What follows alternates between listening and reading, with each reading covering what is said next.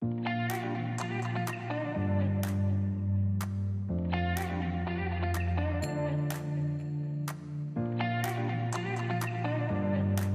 écoutez, bienvenue, je pense qu'on peut commencer. Hein, ouais, c'est bon.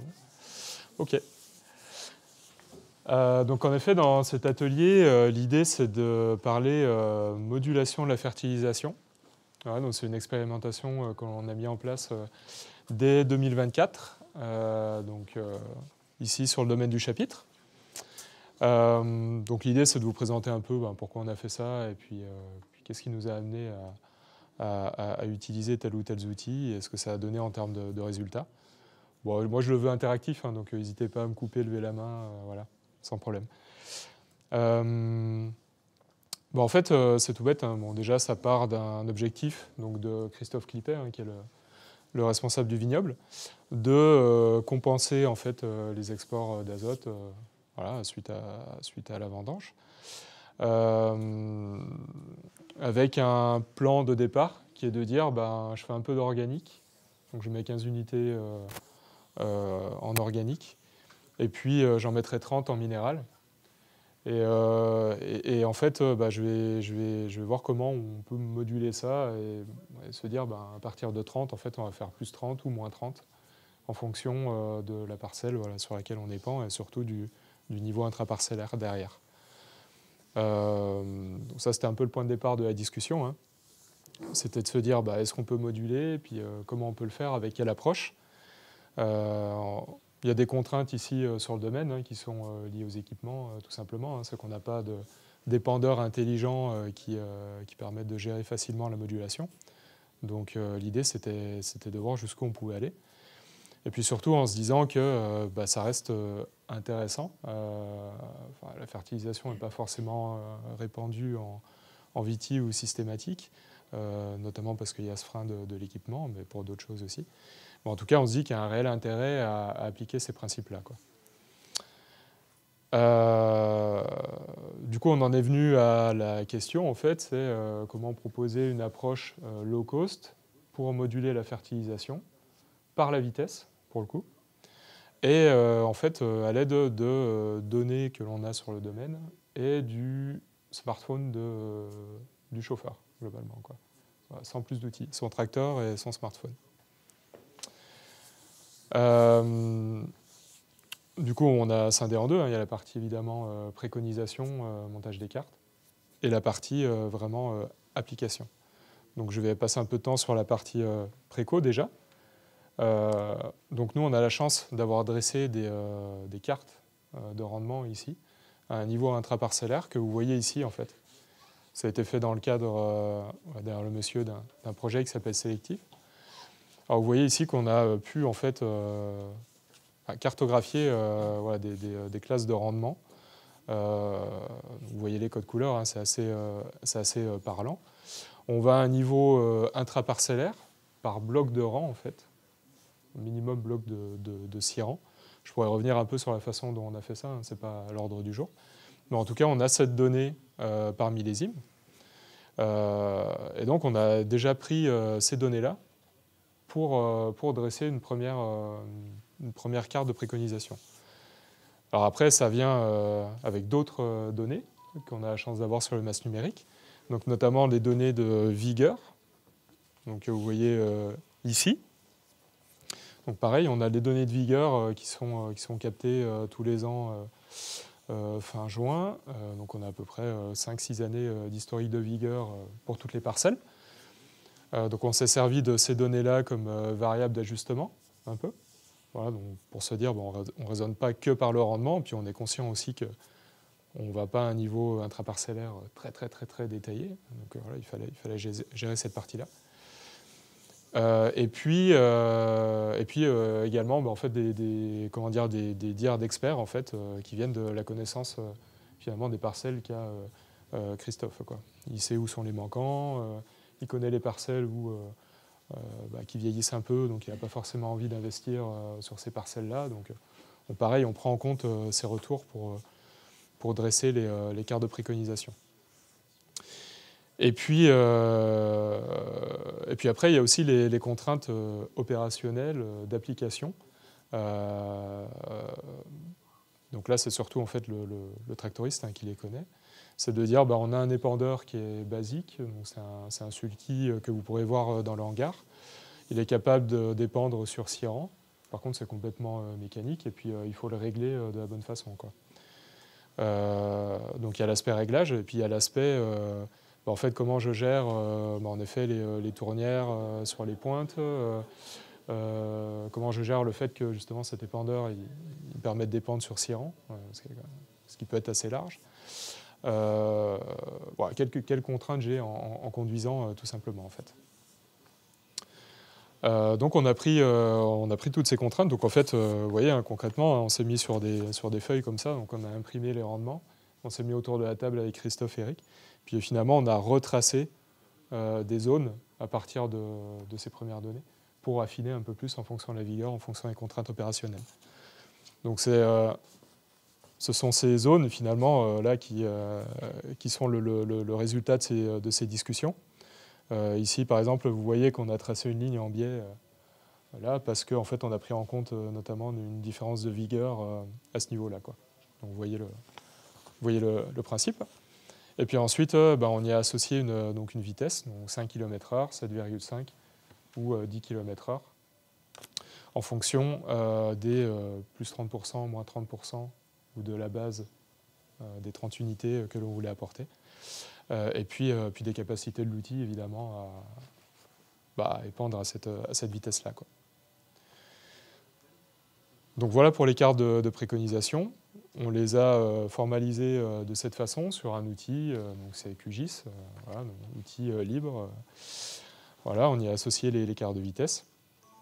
Et ensuite, pour gérer l'application, là, on a utilisé une application qui est celle de VineView, pour le coup, qui est également mécène du MAS. Cette application, elle nous paraissait intéressante parce que déjà, on pouvait charger dans la plateforme ces cartes de préconisation.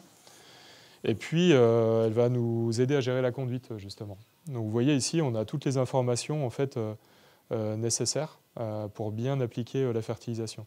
Donc, c'est-à-dire la vitesse qui est prescrite, mais également la vitesse réelle qui est ici, la distance jusqu'au prochain changement de vitesse, la vitesse que je devrais appliquer lors de ce changement, et ma position évidemment sur la carte, comme vous pouvez le voir. Donc voilà, l'application, on la télécharge sur le smartphone du conducteur, on a juste à la fixer dans la cabine, et grâce à ça, on est capable de dépendre le plus efficacement possible, quoi. Voilà, on a fait un petit tour de tous les systèmes qui existaient. Donc là, c'est une solution commerciale, évidemment, avec un abonnement par an. Il y avait d'autres applications qui étaient disponibles en libre accès, mais qui ne permettaient pas d'afficher en fait, toutes ces informations. Donc on allait être un peu moins efficace. On aurait eu un peu moins d'assistance à la conduite. Ça va jusqu'à présent, vous me dites, hein, n'hésitez pas. Donc voilà, donc on a dressé les cartes de préconisation, on les a chargées dans la plateforme VineView. Ça fonctionne sur l'application mobile. On a appliqué la fertilisation. Et après, tout le jeu, ça a été de voir finalement si ça avait été efficace, quoi. Vraiment en termes d'application. Donc là, pour ça, ce que l'on a fait, tout simplement, entre guillemets, ça a été de se servir d'un boîtier de géolocalisation que vous voyez ici, c'est celui de SAM6. Il y en a un exemple d'ailleurs juste là, si jamais vous ne connaissez pas encore l'entreprise. Finalement, ça allait être notre donnée de référence, quoi, le SAM6. C'est-à-dire la position exacte dans la parcelle et surtout la vitesse exacte en fait, qui est calculée par le boîtier en fonction de sa position sur la parcelle. Et c'est grâce à ce relevé que l'on a vérifié que Eric, le tractoriste, avait bien appliqué telle vitesse pour telle zone. D'accord ? Donc là, je n'ai pas de visuel à vous montrer, mais en fait, il faut imaginer cette parcelle-là, avec toutes ces zones en couleur, et en fait, les points relevés pour chaque. Donc, comme ça, on a pu regarder vraiment le tracé de l'engin. et les points avaient une valeur associée de vitesse.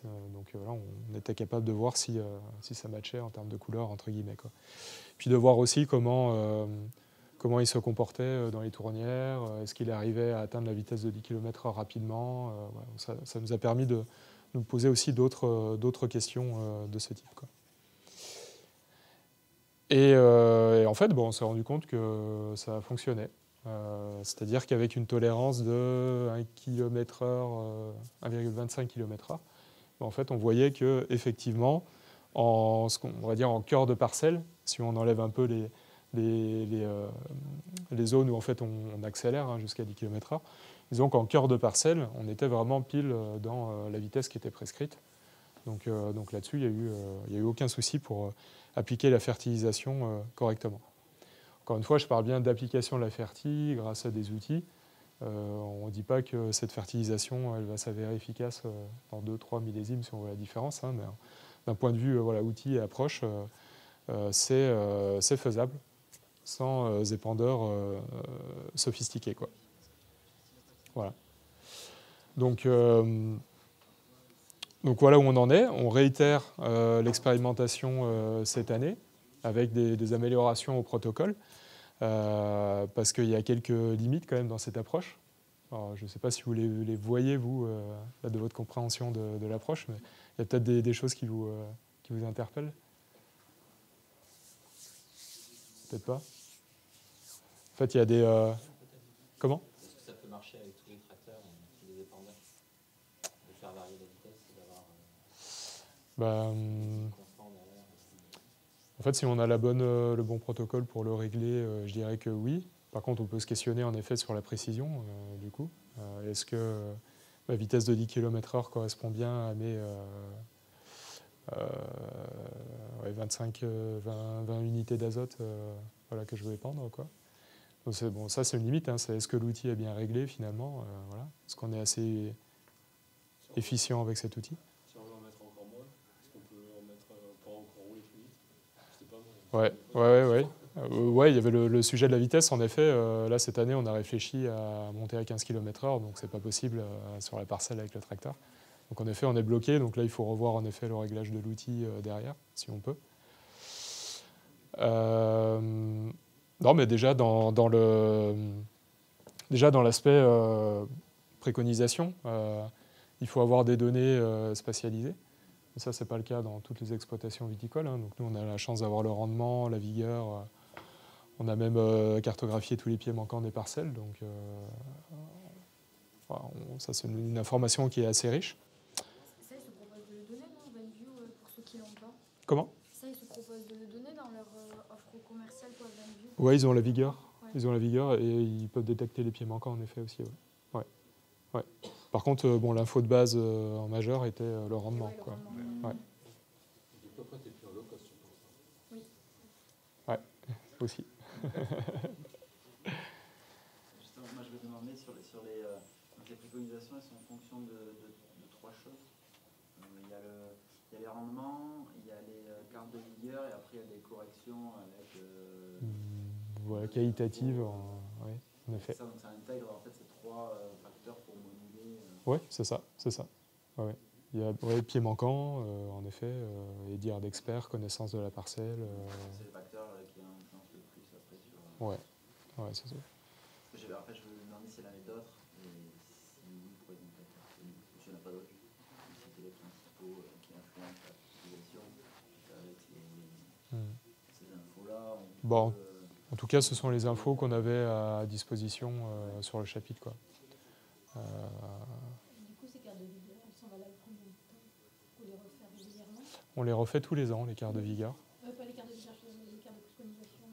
Ah, les cartes de préconisation. Oui, enfin là, l'idée, c'est de les refaire tous les ans. Alors, le socle est quand même le même. Comment ? C'est pour une campagne. Oui, c'est pour une campagne de fertilisation. Donc, le socle est quand même le même. Et puis après, on a des ajustements en fonction du millésime d'avant, de la vigueur de l'année en cours, peut-être d'une mortalité excessive aussi. Voilà, typiquement, cette année, cette partie-là, c'est un bout de parcelle qui va être bientôt arraché, donc pour le coup, on ne fertilise plus. Donc voilà, Ce sont ces infos-là que l'on ajoute chaque année. Et du coup, comme vous disiez tout à l'heure, au niveau de la gestion des tournières, par rapport à l'aspect des 30 unités, Ouais. est-ce que là, le tracteur, il ralentit? Comment c'est géré quand vous arrivez sur Ouais, en effet. Là, il y a beaucoup d'allers-retours, quoi. Ouais. Bon, alors l'outil peut le couper évidemment quand il Ouais. sort en tournière. Ouais. Par contre, en effet, on a pris un buffer, j'ai pas le mot en français, mais un tampon, voilà. Tampon oui, en fait de 5 mètres, je crois. Ouais, Où dans ces 5 mètres, en fait, il accélère. Ouais. Évidemment, en bordure, là, on n'est pas tout à fait à la Ouais. consigne, c'est évident. Bah, c'est pour ça que dans l'analyse des résultats, on s'est vraiment concentré plutôt sur le cœur de parcelle, en se disant que c'était un bon compromis. Voilà. Juste pour bien comprendre, là, il y a l'idée de moduler, mais c'est un objectif par rapport au domaine de limiter une hétérogénéité De compenser les exports. Ou d'augmenter le rendement, parce que ça peut aussi Non. amener à réfléchir sur l'évaluation au final de ce qu'on a fait. Est-ce qu'on a atteint les objectifs ou pas? Et ça, est-ce que vous allez jusque-là, essayer de mesurer après Non, ce n'est pas l'idée de l'expérimentation. L'objectif, c'était vraiment en effet compenser des exports et d'avoir un rendement en fait, stable au fil des ans. L'idée n'est pas non plus d'homogénéiser les parcelles, quoi. C'est vraiment, on regarde, on regarde la vendange et puis on compense, quoi. Donc vous allez refaire des mesures de rendement pour Ouais, quand même tout à fait. avoir un feedback, parce que quand même, arriver à une carte de modulation, de préconisation, on va dire, avant d'avoir une carte de modulation, ça reste un process assez expert et empirique. Là, oui. Oui, en effet. Comment on le valide ou comment on ne le valide pas. Oui, en effet. Le rendement et l'azote assimilable. Ouais. Et en effet, il y a plein de choses qui entrent en jeu. Là, le rendement de cette année était très, très spécifique à ce millésime. On a eu beaucoup de dégâts de sangliers, d'oiseaux, etc. Donc là, pour dresser les préconisations sur la base de 2024, ça coince un peu. Donc en fait, on peut se permettre de réutiliser les données d'avant, par exemple, pour continuer à expérimenter. Et non, pour revenir sur les limites aussi, il y a juste l'aspect compétence entre guillemets. Je ne sais pas si vous savez tous vous servir de QGIS, mais voilà, c'est peut-être pas le cas dans les exploitations non plus, je pense pas. Donc là, c'est vrai qu'il y a un maillon manquant où finalement, c'est nous chez Agrotic qui formalisons les cartes de préconisation. Il y a une limite aussi, c'est lié en fait à l'outil, c'est-à-dire que l'outil n'était pas capable d'assurer cette partie-là. Ils sont en train de lancer un module pour tracer les cartes à partir de la vigueur, donc ça reste à être testé. Là, on se dit qu'en effet, un chef de culture ou un viti pourrait le faire directement sur l'application, sans passer par un QGIS. Mais voilà, là, ça nécessitait quand même quelques compétences, quoi. Oui, parce que dans des parcelles, il y a plusieurs vigueurs automatiquement. Donc après, la décision, si on prend que le NDVI ou autre, il faut la recouper avec le rendement. Mais on n'a pas de... Après, c'est vous qui tranchez, qui dit qu'on en met plus ou on en met moins, quoi. Ouais, c'est ça. Des parcelles homogènes, ça existe, ça existe, mais il y en a peu, quoi. Il y en a peu, on le voit bien, bien sûr.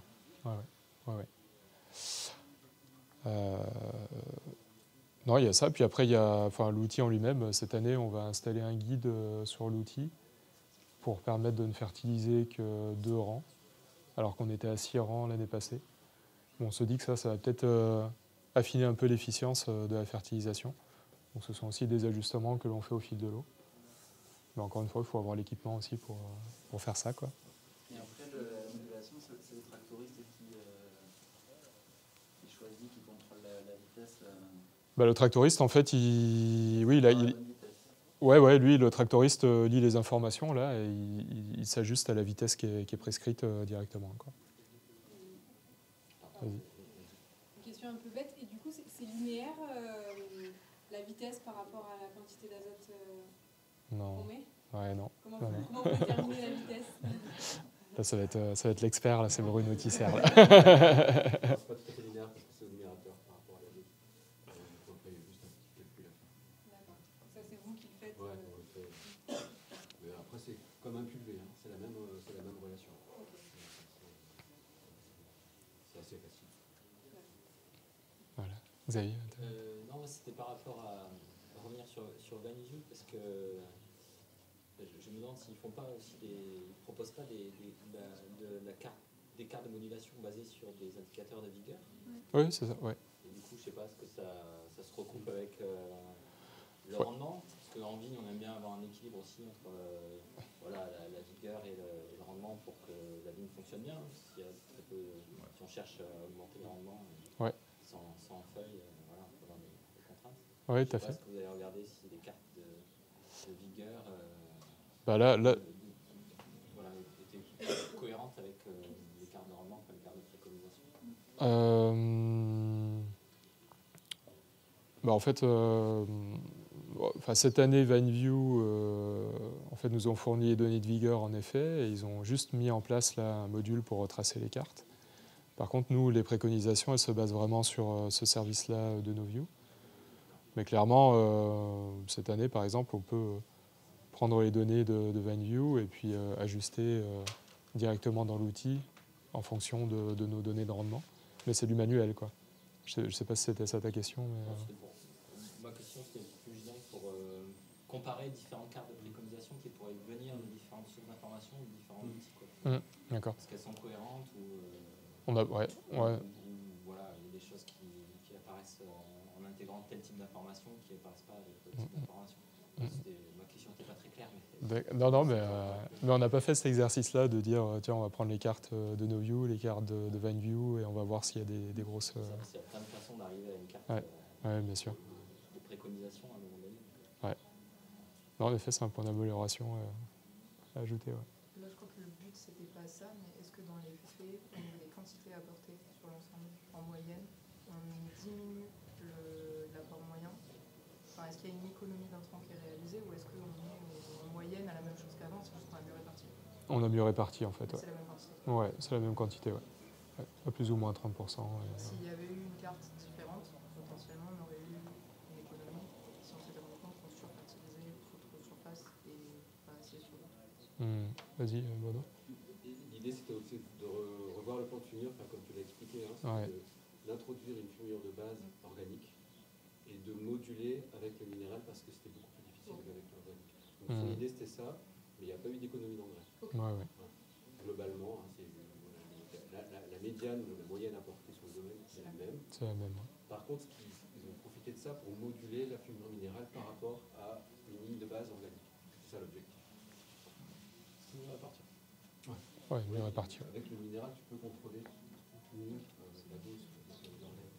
Et du coup, je ne vais pas trop poser, mais vous avez dit tout à l'heure qu'on avait le droit aux questions. Donc je peux le dire. En fait, il n'y en a pas. Plus sur les zones qui sont à fort rendement ou à l'inverse, est-ce qu'on cherche à soutenir les hauts rendements sur la partie de la parcelle qui est en haut rendement, ou est-ce qu'on cherche à rehausser les vignes qui font peu de rendement sur une médiane, quoi? Non, on cherche vraiment à avoir un rendement moyen stable à l'échelle d'un bloc de parcelle, en intraparcellaire, quoi. Et l'idée, c'est pas de booster une parcelle par rapport à une autre, quoi. C'est vraiment d'avoir un rendement, en fait, au fil des millésimes qui soit stable, quoi. Et on maintient, en fait. Ouais. C'est ça. Moi, je me demandais comment réagir un tractoriste face à ce challenge de conduite.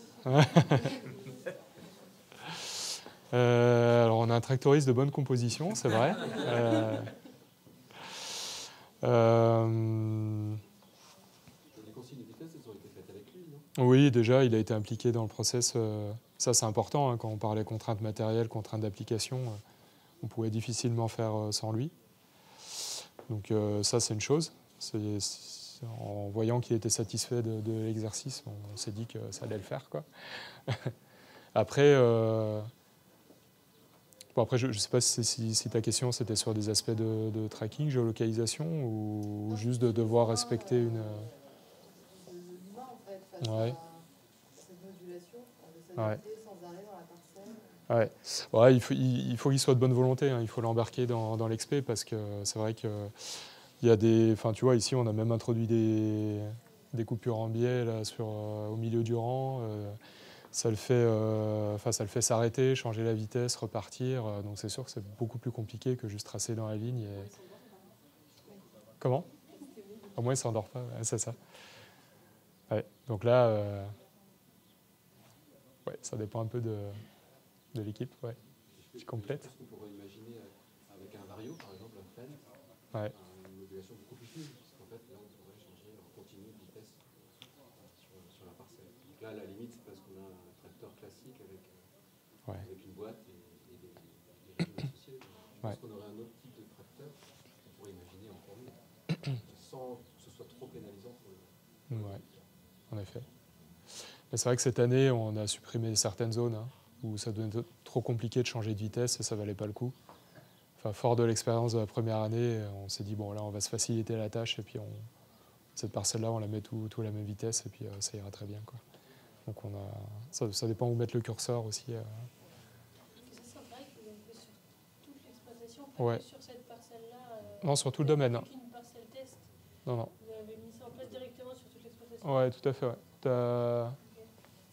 T'as le parcellaire, mais là il y a les grandes cultures, mais c'est 35 hectares de vignes à peu près, donc voilà. Ouais. Tout ce qu'il y a ici, en effet.